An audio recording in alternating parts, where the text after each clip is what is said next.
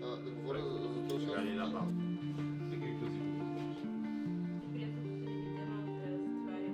Казвам се Елеонор Иванова и във филма Есента на ловеца влизам в ролята на Стефи.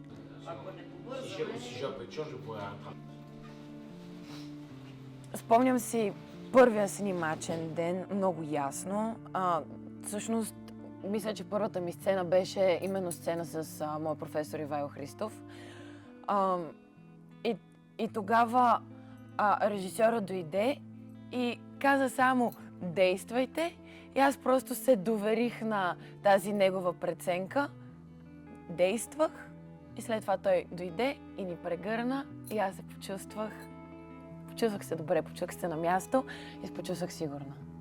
Нали, моята роля не е особено голяма, процесът беше по-кратичък, но през цялото време се чувствах правилно водена.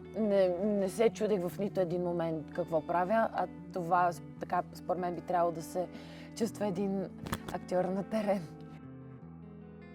Когато снимахме в двора на къщата и трябваше да гоня кокошките. Мен малко ме беше страх, честно казано.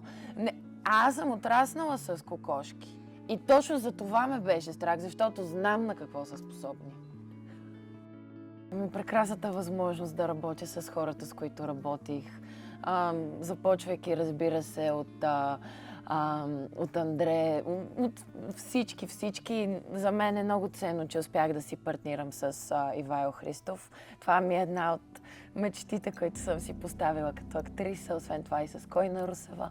Въобще радвам се, че се срещнах с тези артисти по време на този процес. Искам зрителите да гледат този филм. Първо, аз се радвам, че гледах този филм като зрител, като актриса пък съм много щастлива, че имам някакво мое участие в него. Мисля, че се засягат едни много важни теми. Май няма на кой да не му хареса. Няма защо.